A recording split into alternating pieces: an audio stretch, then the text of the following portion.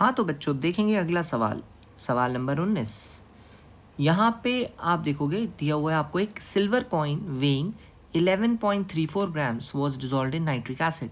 तो मैंने एक सिल्वर का सैंपल ले लिया, उसको नाइट्रिक एसिड के साथ डिजॉल्व करवाने की कोशिश की और मैंने फाइनली एक सोल्यूशन बना दिया।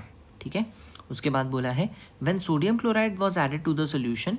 ठीक है भाई, सोडियम क्लोराइड को जैसे ही मैंने ऐड करा तो फाइनली क्या हुआ, all the silver present as AgNO3, ये जो सिल्वर सैंपल था जो इस नाइट्रिक एसिड के साथ रिएक्ट करके यहाँ पे सॉल्यूशन के अंदर कुछ AgNO3 टाइप का बनाने वाला है, वो AgNO3 NaCl से रिएक्ट करके सारा का सारा AgCl के फॉर्म में प्रेसिपिटेट आउट हो जाएगा, AgCl के फॉर्म में अलग हो जाएगा।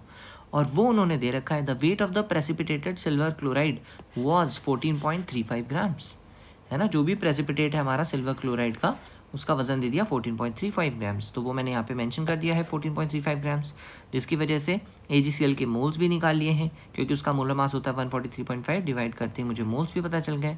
और बहुत ऑब्वियस ही बात है, AgCl के जितने मोल्स होंगे तो एक मोल AgCl में 1 मोल सिल्वर होगा, इसलिए 0.1 मोल्स AgCl में 0.1 मोल ही सिल्वर होना चाहिए, therefore silver should also be 0.1 moles.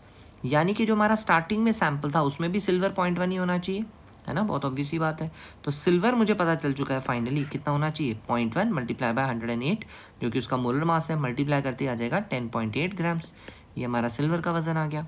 अच्छा, अब percentage of silver in the sample पूछा जाए तो 10.8 ग्राम्स जितने का वो निकल रहा है, और पूरा सैंपल कितने का था, पूरे सैंपल का वजन था 11.34 ग्राम्स, ये पूरे सैंपल का वजन था। डिवाइड कर दिया मैंने यहाँ पे और फाइनली मल्टीप्लाई कर दिया इंटू 100 से, so as to get the final answer as 95.2%. So that is the final answer.